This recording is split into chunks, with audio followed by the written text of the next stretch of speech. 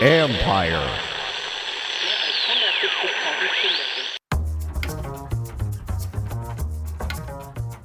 Hey babies, hey babies, hey babies, hey babies. Hi everyone. Lots of news. I'm so excited. We have news. I actually have something to talk about today. Lots of things to talk about today. So much. Very excited. You take the reins because I didn't have a show yesterday due to Orioles baseball, so I shut it off. I shut it off for 24 hours. Well, it's happened in Fast and Furious this morning. Dan Quinn is speaking from the owners' meetings.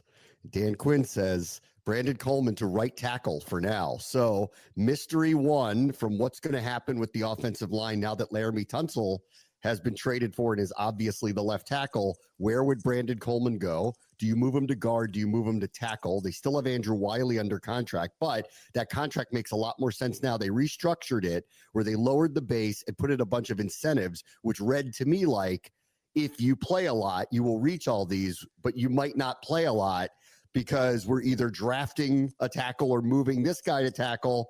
And this may come down to whether Sam Cosmi's ready to go or not at the beginning of the season. And if he's not, maybe you're our solution at right guard. Maybe you're not. We'll have to figure that out.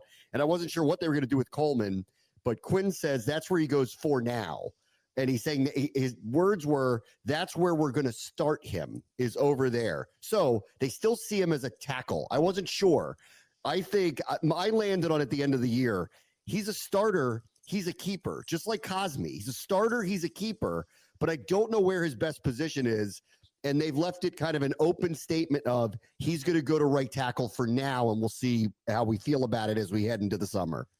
No, and this is actually the proper way to handle this, unlike with Cosmi, where they drafted him as a tackle and then eventually put him at guard. It was never the plan. They'll tell you it was, but it really wasn't. With Coleman, I'm not surprised. I'm with you. I landed on that guy's good enough to start. I don't really care where he starts. They're better when he is out there. So not surprising that he's going to be at right tackle for now and the way that the offseason has shaken out so far. This is the other part of this too.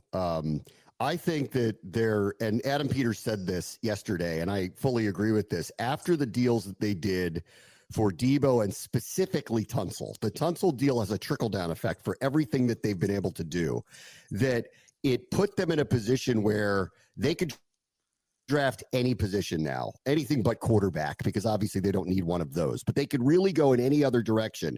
Otherwise, I think that the offensive line would be screaming at them that they have to do something at 29, take best available, maybe even think about moving up. By getting Tunsil and moving Coleman, it opens up the board for them. And he kind of openly talked about it. He's supposed to say that anyway, but I believe it. I think the board is wide open to them now because of that Tunsil trade. 1, they got an all-pro left tackle. 2, Coleman's a starter. You can put him somewhere else. 3, you're waiting out Cosby, but now you have options as you wait for him to get back on the field because you're much deeper than you were. And the offensive line's just in a better space than it was across the board. And 4, and maybe most importantly, and this is where I think Quinn saying Coleman going to tackle for now screams to me they're not taking a tackle actually early. I was still open to the idea of, well, just because they traded for Tunsil doesn't mean they wouldn't go draft, I don't know, that Oregon tackle if he was there because he could play right tackle. That puts Coleman squarely at guard. But them putting him at tackle signals to me that towards the end of the month, that's actually probably not the direction they're going. So if you're looking for tea leaves of what position are they going to draft early with their 2 early picks, it does not feel like tackle is going to be that any longer. I always thought the kind of screaming need of another edge rusher or going elsewhere. Like, I just think their needs are a little bit more than tackle. So I never really thought they were going to go tackle unless it was just like best offensive lineman and some guy dropped, right? But to me, I'm with you. I think it signals that they're probably going to go best defensive player. And I don't think they're going to draft an offensive lineman. I think they've kind of got their set minus 1 or 2, camp bodies or guys they might sign. I think they're set at that position group right now. The need is bigger elsewhere at that end of that first round than to draft an offensive lineman, I think. I agree. It feels like now, and it could be any one of 3 positions, 3, edge rusher, corner, safety. Any of those feel like the most likely scenario now for what their top pick would be. And I agree. off of hearing him just say, I think we're going to start him at right tackle, I went, well, you're not picking one then early. You're not doing that early. I still think they could take a running back early. I still think that could happen with the first or second pick that they have. Or as Peters intimated yesterday, and he should say this, we have 5 picks for now. We're open to all ideas. We've been talking about this for weeks, that they gave up some draft picks. I think that I appreciated this. They said they want to build through the draft. They looked at the options in free agency, though, and went, we can't overspend for some of these guys. And if we are going to improve our roster, we have to get out of, this is what we said we're going to do. We have to do something else. We have to trade some assets away. It doesn't mean they can't get them, or at least attempt to get them back. Somebody has to want 29 for us to actually move away from it. He also did the typical throughout we could do anything, we could move up. That feels very unlikely that they would actually move up from where they are, knowing that they value the draft picks and would like to get more of them. They're not an F them picks team, but to make their team better, they had no real choice but to do what they did, which was to trade away the assets because the options in free agency weren't very good. Now there's a possibility of them recouping them. I agree with you. I think it's screaming that the top of the draft is now defense, whether it's best edge rusher, best corner, that's a possibility still now too. That safety out of South Carolina suddenly looks very intriguing. Eye-popping numbers, has the size. They don't have Chin on this roster any longer, had that imposing look to him. So I don't really know if that's something that would be of interest. But I do still feel like also running back more and more and more and more is starting to make a lot of sense. There are a lot of really, really, really good ones. And if either the guy out of North Carolina or potentially Travion Henderson out of Ohio State are there at 29, that might be the value pick. But I agree, defense is the area of need now across the board for the draft. On running back, too, it's worth just looking at the contracts. There are no running backs under contract after next season. So that's right. That's like sometimes you just don't overthink with what you also need and who might be there as well. If you get a running back, you nailed the first round pick. All of a sudden, that's something you don't have to worry about next year going into that offseason. You can find veterans to fill out the group, right? So, yeah, there are other times here, too, where, yeah, I think it should be best defensive player, but I'm with you. I don't rule out running back because of the actual look ahead of what the group looks like, which is literally nothing after next season. I thought we were going to have this discussion in a year. Like, it looked like they had to rebuild both sides of the ball, that there was a lot of holes here to fill, and that at some point, they were probably going to have to make a choice. The Eagles are in a funny situation where they have like top 5 to top 2 offense and defense at the same time. They've got the best roster I've seen in a long time.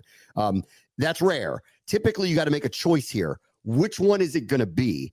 And because of the structure of the team, I didn't see where are we going to load up. Well, they went and got Tunsil. They went and got Debo. I still believe they could use 1 or 2 more explosive playmakers. That could happen in the draft. It can happen in free agency, but most likely happens in the draft. We are at a point now, if they go running back early, I think what they're yelling is, we know our defense, we think it can be better in year 2, and we think we have upgrades. We'll have to see if that's truly if that truly is what they have. But we're acknowledging we might not have a top 10 defense. We need to have a top 5 offense, and we're going to go over the top with it. And so I feel like that decision is happening in real time. They went and got an all-pro tackle. They brought in a Pro Bowl caliber, explosive, movable part receiver. They're one explosive playmaker at any position group away from having a dynamic offense with this quarterback now. Running back feels very right to me to go in that direction, and they're tipping their hand. Okay, we can't turn around our defense personnel-wise to be a top 5 defense overnight. We're going to build on it, but we can, if we want a challenge to win a championship, we could have an overwhelming offense if we had 1 or 2 more pieces, and we can have it right now. I think I might have mentioned this before. It feels like the inverse of the post-2020 season. Remember, the defense was just so damn good. All we said was that offense needed to score like 1 more touchdown a game, and their record would have been flipped from 7-9 to like 10-7 or 10-6, whatever it was at that point in 2020. And remember, it was like, oh, well, they added Ryan Fitzpatrick. That should give them a few more points a game. They should be pretty good. Of course, it didn't go to plan because Ron. But in this case, this is like the opposite. They're going, you know what? We know the defense isn't going to be as good, but we know our offense is going to be great with number 5 starting. And I think they're anticipating something here too. Like, I don't think you need the perfect amount of playmakers here because we don't know how good Jaden Daniels is going to improve from one year to the next. I have all the faith in the world. He is going to improve. I know it's hard to improve on last season, but if there's anything that we saw with that kid, it was that he basically doesn't get phased and he gets better and better with every single game. So I think maybe there's a little bit of anticipation there too of like, we think this guy's going to make a jump and he can maybe cover up some of the defense's, blemishes is what we'll call it there. The funny thing though is that defense last year on paper, it looked okay, but they were playing pretty good by the end of the season. So Same thing. Like, I think if you're Adam Peters, it's almost a little like, it's almost like a little Mike Rizzo in the bullpen here. Mike Rizzo goes into every single season and the bullpen looks like a mess. And usually by the end of it, he's hodgepodge together something that is resembling a major league bullpen. I feel like that's Adam Peters this season is he's going in there going, I got some really good pieces on defense and I'll just work on the fly just like I did last year where remember they made a constant amount of moves every single week, cutting Jamin Davis and Emmanuel Forbes and making some moves throughout the year. This is one where I think the defense just becomes kind of the work in progress as the year goes on. Yes. They acknowledged basically you have to go in with what you have. They went in. They weren't strong enough on the edge. Their run defense suffered for it. It got bad as the season progressed. And when they played really, really good run teams, the Eagles, the Ravens, a couple of others, they got smoked by those teams on the ground. Yeah. They've made a consistent effort here to go get people like Javon Kinlaw, Dietrich Wise. They're trying to help. Like they didn't value, Dante Fowler doesn't want to hear this, but they didn't value his effort on the edge. They loved what kind of pass rusher he was, but he was a situational player. He's not supposed to be out there on a single play. They were weak on the edge. They've addressed it. But I'll say this over and over. I still think they need a couple of their own explosive playmakers on that side of the ball to flip games. Luvu can be one of them. They're suggesting Kinlaw could be that. I guess we'll just have to wait and see. I think their corner group is better. Maybe a healthier Marshawn Lattimore changes all of that for them. But I'm looking for their Micah Parsons, or I'm looking for their Trayvon Diggs. I am looking for their who is the guy that flips games? And that hasn't been there yet. That said, they're stronger. They're deeper at the spots. And in general, they're not a team that gives up a ton of big plays in general anyway. Their chief complaint, and I agree with this, was they weren't turning the ball over. They preached this over and over, where ball is life. They were one of the worst teams in the NFL at turning people over. I look at the personnel and go, I'm not sure who the people are on the defense that are supposed to be doing that for you. And that's why I think they're still a player or two away, but they're stronger. And I think at this point, you just have to look at the whole thing and go, our strength is going to be our offense. I think we need to try to, if we're going to really try to win, we need to have an overwhelming offense. We have fixed or made a lot better the offensive line. Debo improves our receiving core dramatically. We're a running back away, a dangerous running back away from being a team that nobody is going to want to try to handle and game plan for. And I agree. Like, I didn't think it would happen this fast that they would make the choice, but it feels like they are making the choice. And it feels like they're making the right one, because I don't think there wasn't enough people in free agency to alter what they wanted to do on that side of the ball. You can't fix it all in the draft. That one's going to remain the work in progress. But realistically, they were a middle of the road, not bad defense. And if you looked at their roster across the board, you didn't look at that and go, oh, that's going to be a top anyway.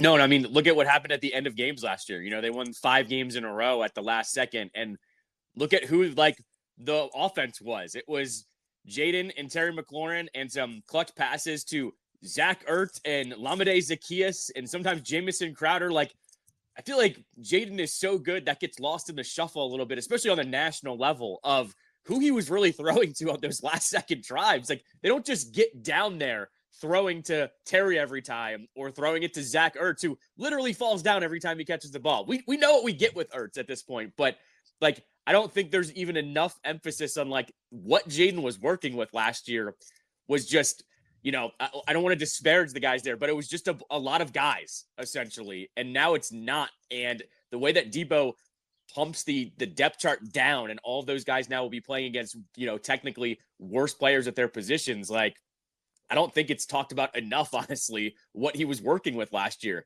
He essentially was, had a number 1 wide receiver and then a group of guys playing the number 2, as we talked about all year long. They also look at the schedule. Look at who they're playing this year. I haven't, we don't know the order yet, but go look who they're playing this year. Yeah.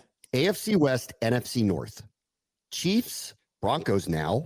Raiders, we'll just have to see what they are. Chargers, right?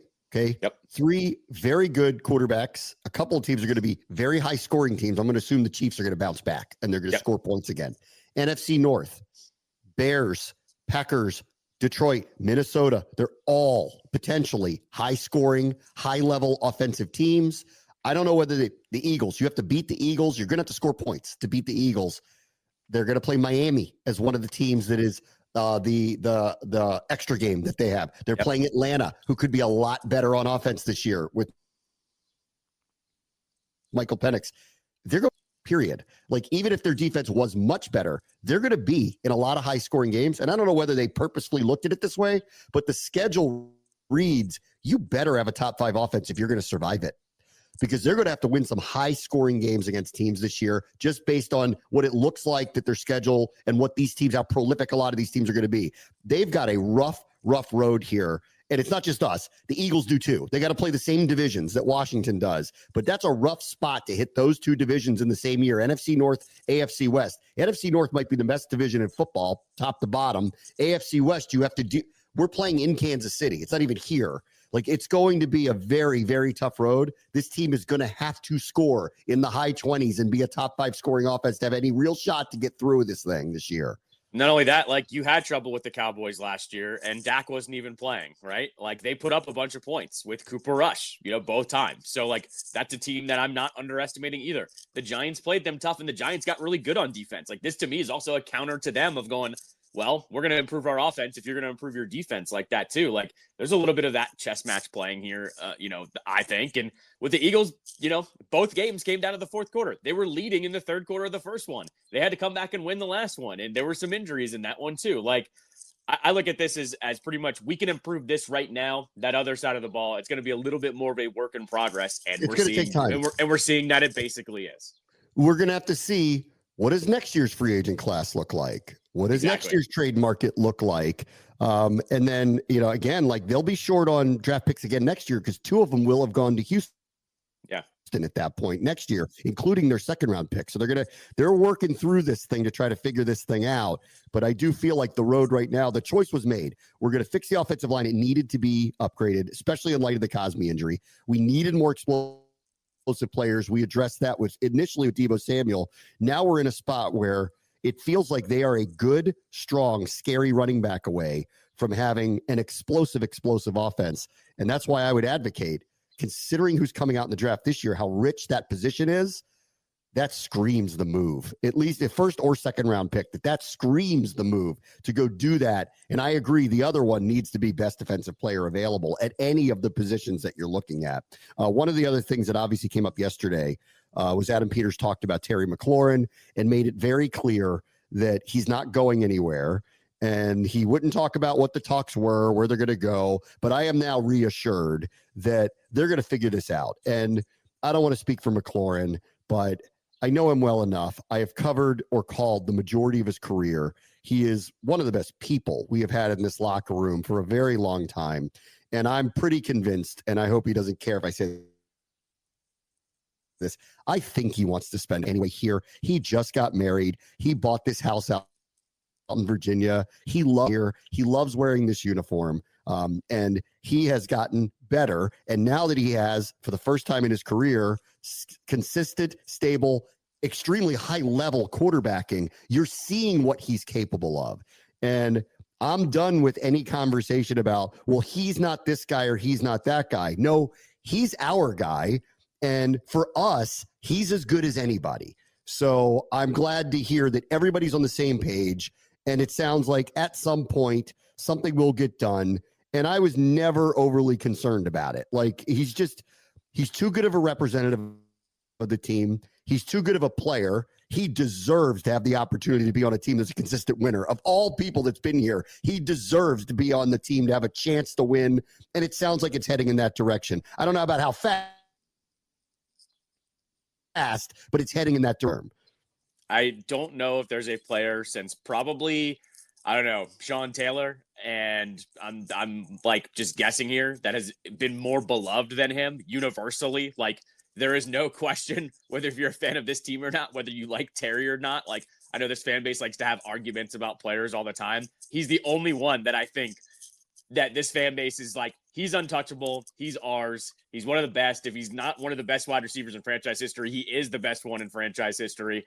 Like with him, he shouldn't go anywhere. I even suggested, when we were heading into the offseason, like do something a little outlandish, like offer him extra years on that thing if that's what it takes, right? Because you don't want him going anywhere. You could always restructure it down the line. Like I'm not saying do something stupid here, but lock him in for the years if you can, because you can pay the money up front right now. They still have some cap room to make this happen. And yeah, I'm with you. Like he's a good representative of the franchise. You and I both know how this works too. You stick around here long enough, you're getting a job in that front office, whether you want to be a scout or a player, something with the players, or if you want to be part of the crew that's, broadcasting or doing things on the side. Like, how this works. Like Santana Moss is still around because he's beloved and he knows what he's talking about. Terry is, to me, is the same thing. As like Joe Gibbs would say back in the day, like a true Redskin is what I would pretty much describe Terry to as a team. You and I both know how this works. He has a career here in the DMV long after he's done if he plays his cards right here. Yeah, I'd love for him to coach the Maryland basketball team at this point because I think he would be committed to it. He wouldn't not go to Villanova. He wouldn't go to Villanova. He wouldn't napalm the program on the way out. No, I don't think he would do that. I don't think he would do that. So I'm not that I'm surprised by any of this, but like it was reassuring to hear him give up at least enough information to say we're going to get something done. Basically, he's like, I don't know when to rush. We have the cap room. We don't have to do this tomorrow, but like he's going to be here. The way he put it was for a long time. And that's honestly, it's the way it should be. His name's going to go in the Ring of Honor and he keeps going the way he did a year ago.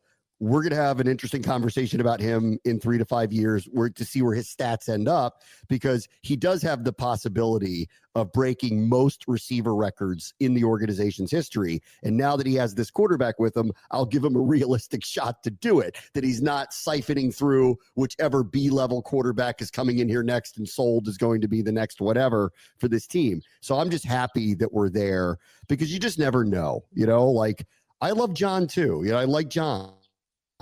I think we all kind of knew over the last couple of years that I think, the time had come where it was time for him to get a new opportunity, continue his career somewhere else. It was good for the team as well. An interview he did where he said, I was really happy that they did what they did, because they could have held his feet to the fire and forced a trade because he was under contract. He wasn't going to be a free agent. He was under contract, and they released him. So they don't even get the compensatory pick or anything for walking. They released him. So there's no benefit really for them. They allowed him to do this. And I saw that he appreciated that that's what they did. And, I love John too, but Terry, there's a different feeling about him. I'm hoping, and this is rare, but I'm hoping he goes start to finish in this jersey. He should. Of all people that have come through here through the course of their careers, he deserves that. And he deserves everything that comes with that. Like, he will be, if this continues to go, and if they win a Super Bowl, he's going to go down as one of those beloved players that's ever put the uniform on, and he's going to have deserved it. On top of, all of that too, we acknowledge that it's tough for defensive tackles to have like these game-breaking, game-changing plays. I get that, but Terry has had a whole bunch of them. You could almost say he's probably had as many game-changing plays as he has had quarterbacks, which is a lot. Like there's been quite a few of both of them, and he's done it. Like for you to, mention that too, of like, oh, these B-rate quarterbacks or whatever they were cycling through, his numbers still would come out, in top 10, top 5 lists because of how good he was. He was quarterback proof. Like that's so rare, especially with this franchise, that it would happen like that. The fact is, like, I can still go down the list and name, I think he's caught passes from 11 different quarterbacks. It's one of my favorite bits ever of who you've got to name who he's caught passes to, and people forget who he's caught passes from because the quarterback situation has been so bad here. And now you do look at him having a real one in Jaden Daniels, and you saw what happened last year. He was like the best deep threat wide receiver in the league. Like, that's not crazy to those of us that have been watching, He was on bad to average teams, but he was making these catches in those games anyway. Yes. And so every time when people would say, what do you wouldn't do, I'd be like, show me the receiver. He's the best one of the best contested catch players in the league. And you just saw it in real time on a good team last year. All right, a couple of the little quick pieces of news that came out today. There was a lot of talk about training camp being moved out of Ashburn. And I still think down the road that potentially could happen. But apparently it's not happening this summer. So they're going to be back in Ashburn. But Dan Quinn did admit he really enjoyed having the joint practices. And so I saw Mike Vrabel yesterday hint that it's possible that the Commanders could come up to Foxborough for a week, probably leading into a preseason game. So that one feels like, mark that one down, that it's probably happening. The question will be, will Quinn want to do it? He did it twice on the road last year. He did it in New York for the Jets. He did it in Miami for the Dolphins. Will he do it twice again on the road, or will he have a team come in here? Because Washington, I believe, right, will have 2 preseason home games, right? They will. So that means we'll hear that, right? They will. They must have 2. They have to have 2 preseason home games this year. They only had 1 last year. So they have to have 2 this year. So that means he's talking about someone coming in here as well. I think these are completely, utterly worth it. And the practices often mean more than the games. So I'm all for this too. And I do think that was a lot of travel last year. That was 2 weeks on the road last year in the summer. This year would be different. It sounds like they'd go to New England if that's what ends up happening. And then somebody ends up coming here for the week, or I don't know, if Baltimore's back on the schedule, maybe it's just an easy thing to do with the Ravens again. No, I mean, and look, the proof is in the pudding. It worked last year. Like whatever they did last year, I'm trying to mimic again this year. So I'm saying whatever you need to do, Dan, whatever you think works, we'll do it again here. I'm just guessing here. I'm riffing here, but you and I were talking in the preseason last year about how close this team was already looking, by the last preseason game. I have to think that being on the road together helps that cause, because there is a little bit of a different feel of having training camp at Ashburn. Like, we've had this discussion for years and years and years before they ever switched ownership and coaches, whatever, that like having training camp in Ashburn is okay, but it's still not your feeling of a typical training camp that other NFL teams have, where they all basically go away together, are locked away for a couple of weeks, and then released back to the world. This actually gives them a little bit more of a training camp feel, I feel like. So I'm not opposed to it, is what I'm getting at here. I feel like they are going to go away for the summer. I thought it might be as soon as this summer. It obviously is not, but I bet by next summer that you're going to hear of a situation where they're going somewhere for training camp, and we'll see if that plays out. All right, last thing, and I assume you love this because you're a Jersey person. The NFL has agreed to now allow teams to wear their quote unquote alternate jerseys up to times. Of all teams, if they had an alternate that might want to wear it 4 times next year, it might be this one. So I got no news to share. All I'm saying is I saw that change, and let's see what happens here with the alternate jerseys of teams across the league, and specifically one around here, to see if they have news to share about that down the road. Yeah, I mean, I would assume, I've talked about this at length with you and other podcasts. We are one of the few teams in the league that only has 3 jerseys. It's the white, the burgundy, and the black. There's room for the extra. It is typically a throwback jersey, but with some of these rebranded teams, they've just added a 4th. Like the Rams were one of those teams that added a 4th. They added a jersey that's called Bone. It's like an off-white jersey that they wear sometimes. I fully anticipate this 4th jersey is coming for us at some point. Is it an alternate? Is it a throwback? I don't know. What I loved about this rule too, though, is they have now set it so, and this is just such a dumb rule in general, they've now said it that you can mix and match everything. So, like, for example, the Packers, they have the all-white uniform. So do the Vikings. They have the all-white uniform with white helmets. They can now wear the helmets with other jerseys. So you can now start mix and matching some of these things too. And now I think this does open up a little something for the Commanders, because, well, you can add an alternate helmet. You can now wear it with all of your other looks. What could that be? Is it something you throw on the new jersey, or do you have something else up your sleeve where you could wear the black helmet with that? Like, I'm just throwing it out there. The combinations are starting to be endless at this point. So that's another rule that I'm glad the NFL threw in there, because there are some of these looks I think you can change up here and get to maybe something else. And I'm not saying just the Commanders. I'm saying that for everybody across the board. I don't know why, man. It's such a stupid can of worms for me to open, but like, I will leave it at this. I think because I know what's going to happen if we talk about this, and everyone's going to start sending me images of the old helmet and the names coming back. I will just leave it with this. They're going to be extremely thoughtful about this. Yeah. Okay.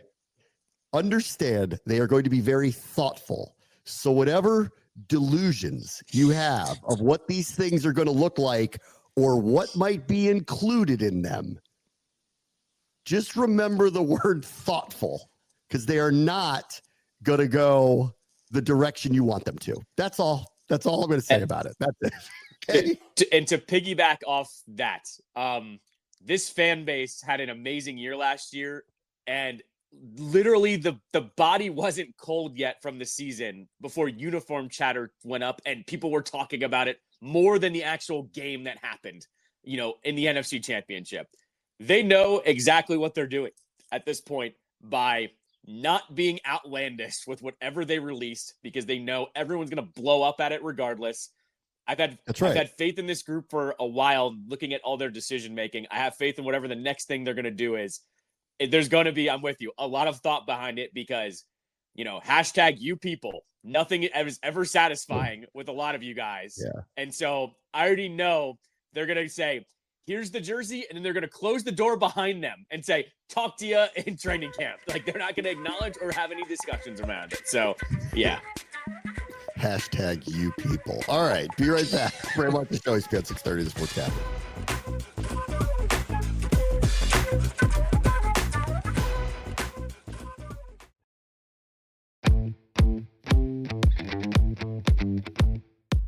All right, welcome back. I used to work with Len Elmore up at ESPN. And I got to know him. I've had many love him. He was a legendary player of the Maryland program back in the 1970s. And he's been a longtime broadcaster in mainly college basketball through the years. And I was fortunate. I got to work with him a number of times, got to know him. He's a very smart man. I love him. He really cares about the Terps program. So he put out yesterday a tweet, and I want to read it to you. Not the whole thing, because it's a little bit long, but I want to read to you parts of it that I thought were extremely relevant to what he thinks Maryland ought to do. And I personally am going to read this because I am fully in line with this. To reiterate yesterday, off of Kevin Willard's dastardly moves to go to Villanova in the middle of the night when everybody knew he was doing it and was lying about everything that was going on. And he essentially, someone put it as he was an arsonist to a big-time college basketball program. And I agree. He put the house on fire and then ran away and pretended he didn't put the house on fire. Because I think he's an average to above average coach who clearly didn't want to be here. So I'd rather him not be here then. But you didn't have to do what he did. He could have, I don't know, put all of his attention into trying to go as far as he could with this particular group that was in the Sweet 16 and not, I don't know, knifed the AD, called out the organization, the entire university and the athletic department as being non-complicit, non-modern, and incapable of giving him what he needs. Like, he didn't have to do all of those terrible things, right? He could have just said, I want to be somewhere else, period. I really enjoyed my time here. Thank you. Let's shake on it. Instead of what he did, which was so selfish, so petty, so immature. And Villanova, good luck with him. Because if he doesn't win quickly and can't beat Hurley or Patino quickly, and you start looking at him cross-eyed because you gave him everything you want, and he starts blaming everything else around you, don't tell us we didn't tell you so. And don't tell us you didn't see exactly what this brought out. So because of all of those things, not everybody is him. I am with Len Elmore to reiterate my position on this. What's happened has happened. Don't do anything rash. You need to get your house in order. You're going to eat it this year because the portal's open and players are gone. You're going to have a very hard time putting together a competitive team this coming season. But this year isn't going to be about that. You need to get the structure right. You need to start by getting the AD, the GM, your processes for how are you going to raise money? What does the revenue share look like to give you a competitive advantage or at least be competitive with the big programs? You need to figure that out. And then you need to hire, and I agree with this part of it, a Maryland man. You have to bring somebody in who cares about the brand, who wants to be there, who is going to bleed it and wants to do it because the fan base and the organization and the everybody around it, the supporters, including myself, that's what we want here. We want to get Lefty Disciple to be there. And I think that they need to take their time. So don't rush into going to find the next mercenary coach who's going to come in here and use this as it's a high-paying job in the Big Ten, and if I win, great, but I'll always be looking to go somewhere else anyway the second I get the opportunity. And here's what Len Elmore wrote in a long piece that he posted up on Twitter. The quest by fans, media types, and donor influencers to merely win the press conference by taking a big swing and hiring an outsider who leaves one program to coach the Terps only to leave after a few years is maddening. When these hires leave their former program for us, they're telling us who they are, and we need to believe them. Since our full-blooded Terp and coach Gary Williams retired, it's been inconsistency after inconsistency after inconsistency. The common thread, outsiders. Programs like Duke and North Carolina, to name a few, hire their own, promote their own, and are models of consistency. Their athletic department leaders are from within the family, if not outright alumni. The administration, the athletic department, the University of Maryland College Park, along with their boosters, influencers, must ignore the media recommended quick fixes and seek program consistency by hiring from within the Terp family, understanding that resulting loyalty and commitment will yield winning and respect, even in today's unprecedented program building through the current distasteful reality of pay-for-play environment. I am not a casual observer. And then he goes on and on and on. He said, basically, we need to go back to the fundamentals. We need to find somebody who cares about all of this. We need to install them. I would say you're still a step away from that. I think you need to find the right AD, the modern GM. I would look in unusual spaces like St. Bonaventure hired Woj. Like might want to talk to some big time agencies about who is your guy that can help us structure us in a modern way where we can get the money in the right place, be a place where players want to come that's not just the money, but we can grow them so that they can have long careers beyond this, maximize the college. I think we need to get that structure in place before we get around to the coach. But I agree with Len wholeheartedly. Do not do anything rash. Don't just hire a mercenary who's got a big name to see, we're still a big deal. You need to get the whole house in order. And in the end, I agree, the person who should be the face of it should be a Maryland man. I agree with that. No, I mean, like, I agree, but what is that person? Who is that person right now? Like, that's my follow-up question. Like, that's a big question. There's a little bit of Commanders here where you and I have joked about it, how like, okay, who are the alumni that you call on over the last 10 to 15 years? Because they were so bad, those great players don't really exist. You can count them on one hand. I'd say Maryland's in a little bit of the same boat. It's been a while since you've had anyone you can call a Maryland man that could step up and be a part of the program. Now, unless we're talking about a short-term fix here, like, you know, somebody that's been within the program that stays in here for a year, like you're kind of suggesting, and just rights the ship for a year, and then they find their guy. Now, maybe you do that. I'm just spitballing here. But at the same time, that's all well and good that he's saying that, but I don't know if that person exists at the moment. That's what I'm getting at. So I gotta hate doing this, but because I love my alma mater, but I can't not bring up his name. Sure. Dwayne Simpkins signed a long-term deal with American University yesterday for good reason, because he did play at Maryland. Yep. He was part of the success there. And I hope he stays there. You know, like I listen, I win either way in this situation. I think he's the best coach that they've had there in a long time. It showed in what he did just a year ago. Like, as much as I complain about the coaching that Kevin Willard did, I do not have that complaint about Dwayne Simpkins. Watch them play. Nobody does, because, like, you know, like, it's a small tier program, but I watch a lot of their games because I'm a proud alum. Standing coach. Like, they're well organized. They're coached extremely well. What does he do with a bigger program? I don't know. Is he a big enough name to draw people in? I don't know. This is where the structure matters. We're having the quote unquote GM or AD that helps find, procure, get the deals done, recruiting the players to bring them in. You know, I think that's where that part really matters. And I don't know that Dwayne's got a big enough name in the marketplace, but if you're looking for someone that's a quote unquote Maryland man, there he is, through and through, from the area, played for Gary Williams, has worked his way into a position, has shown he's got the acumen to do it. And God, is he the perfect person to be we're not going to be very good next year, but you're going to be the coach. You're going to lay the groundwork. And then we're going to talk about what the other side is, whether it's you as the lead or you as the lead assistant or whatever it's going to be. That said, I don't want him going. I love him at AU. But when you say, who is this person? I got to tell you, like, it's hard not to look at him and go, he might be long-term. And I think if he had been at AU for 4, 5, 6 years, and he was doing this regularly, what he did with them last year, regularly with them, it almost would be hard to ignore what was going on with him. Yeah, I was going to say, like, if this was a couple years down the line and he was still doing this, I think it would be like a foregone conclusion. That would be the jump. But because it's only been a couple of years, and you know how this works too, though, like, Maryland people are hoops people, so they're paying attention to all the programs around here, as you should in the DMV. There's too many, to not be paying attention to a lot of them.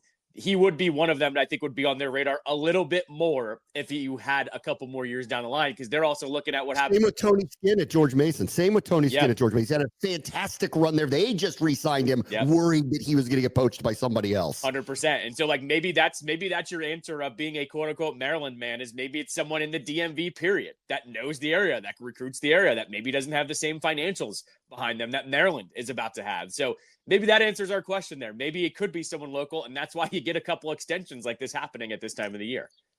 The other thing, too, and I'll just mention this because I want to move on to other things, but, like, I believe Len's right. But listen, Patrick Ewing came here, one of the most famous Hoyas of all time, and it did not work. Chris Mullin coached St. John. It did not work. Yeah. Like, there are plenty of examples of great alums who are, quote, in the family and are those, and it did not work. So I'm not saying it's the done for sure answer, but I agree where he's coming from, that you got to get somebody who bleeds it, because what Willard did exposed something that shouldn't be happening here. This is a destination, not a stepping stone. And I think that's the most important thing to get across. Not a stepping stone. It's a destination. And for people who have, bled it in the past, Ralph Friedgen, Gary Williams, those type of people, they will always see it that way. And that's why I think it's easy to point to them and say, don't you want to come home? I mean, and at the same time, too, to your point of, like, Patrick Ewing, like, Ewing not only didn't work out, it was a disaster. It was bad. And what you run into when you have these legends of the program come in, you have to let it play out even longer because you don't want to disparage the guy on the way out. So Ewing was probably here 2 years longer than he probably should have been, right? Yeah. Like, I mean, it was bad between losing players and things going on off the court, and then them just not looking, not just good on the court, but terrible on the court. You run into that problem too, where ripping that Band-Aid off is really, really hard as well. We've seen it happen in other sports where that happens too. So I'm just counterpointing that that's what also you run into if you want to hire somebody that used to go here or was a part of the program and then wants to come back. It doesn't always work out, and you have to sometimes let it play out a little bit longer. Yep. All right, let me take a quick break. Brave Buster Show, ESPN 630, Sports Capital. March Madness is here, and every game has a chance to cash in. From the first tip-off to the Final Four, every night promises high-stakes matchups, wild finishes, big-time betting opportunities. And MyBookie's Bet and Get is back to sweeten the deal. Place a cash bet on March Madness and get a surprise reward. Free bets, cash back, bonus clips. You never know what's coming next. Whether it's a number one seed rolling or an underdog shocking the world, smart bettors know the real money is made one game at a time. Listen up. Sign up now with promo code MM50, and you can boost your bankroll with a deposit bonus designed to help you make the most of your money. If you don't want a bonus, that's okay too. Just make sure you let them know that we sent you. Bet on every game, anytime, from anywhere, only with MyBookie. Use promo code MM50. All right, welcome back. All right, a couple quick thoughts. One, tank that, Wizards. The Jazz are 1-16 in their last 17 games. They've got the same amount of wins, and they got one more loss, and there's only 6 or 7 games left in the regular season. The race is on to see who can lose more. And from what I've seen from Utah, good luck to the Wizards topping what they're doing right now. Well, who's the one win, Bram? Who's the one win? Yeah. It's the Wizards. That's right. They beat the Wizards. So I don't know. They're not going to win again the rest of the year. So yeah, let's see what happens. I mean, look, the Wizards have perfected the tank. We're not going to scratch guys. We're going to let them play 10 minutes and then pull them. This is just, it's a tank off. And don't you only have to be a part of the top 4 anyways to get the same amount? Like, I feel like the percentages are the same. It's like the same amount for the top 3. So I guess it does. And the Wizards and the Jazz will both be in that because everyone else is at least a few games above them. So yeah. So like, I don't know, give me the same percentage at the number 1 overall pick and I'm fine here. Like, so they've done their work. They've done the majority of their work. Let's not bury the lead. I know there was a lot going on with the Commanders today, but Ryan Leonard is officially a Washington Capital. He signed a deal. Thought it's very timely that they're playing Boston tonight. Yeah. Is he playing tonight? Yeah, he's gonna play. Playing? Yeah. I mean, you have to. He practiced with them once or at all? He's practiced with them as we're recording this. Is his first practice. So I don't know what the line. Him. Yeah. I mean, you have to. You have to give him some time to play with the team. Like he's that good. Like he should play. Is what I'm telling you here. So I don't know what the lines look like at practice. We're recording right now as they are practicing. But yes, not only that.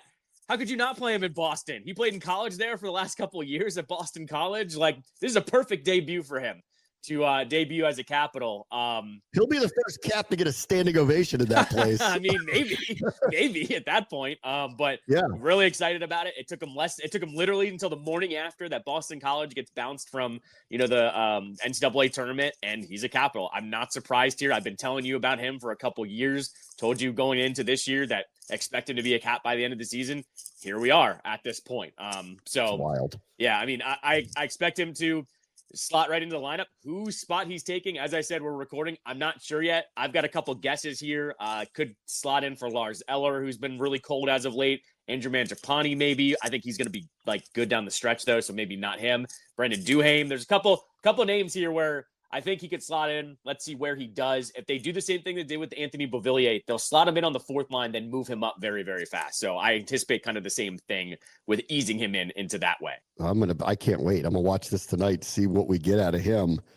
I've never heard of anything like this where he goes straight from college to the pros, doesn't even practice with the team, gets slotted in. Like, that's going to be wild in the middle on a team that's the 1 seed. It'd be one thing if they were like, here, take a look at the future. We're not going to be a playoff team this year, but he's our star next. No, on a 1 seed that's probably going to be a 1 seed. It's wild. The biggest player I can remember this happening, like jump to a really good team, was Chris Kreider. Chris Kreider, I think, played at Boston College or Boston, and he made the jump to the Rangers. And when he jumped into the Rangers went on their Stanley Cup run. I think this was like, I don't know, maybe 2012-ish, something like that. And Kreider, still in the league, a very good player. That's probably the biggest jump I remember making an impact. But here's Leonard going, hey, did you have fun in that tournament? Now let's go play for the number 1 team in the Eastern Conference with the guy who's about to break Wayne Gretzky's goal record. Like, that's about as insane as it gets at this point. So I expect him to slot in. I don't have big expectations for game 1. I mean, what are we going to say for game 1? But I'm excited he's a part of the team. He's going to be an impact player. I've been saying it for years. Once he gets it up to the league, he'll be fitting right in, essentially. And then off the dud the other day, I expect a win tonight. So they got all this juice, so yep. I expect a win tonight. All right, everybody. Talk to you tomorrow. Brave Watch the Show, ESPN 630, the Sports Capital.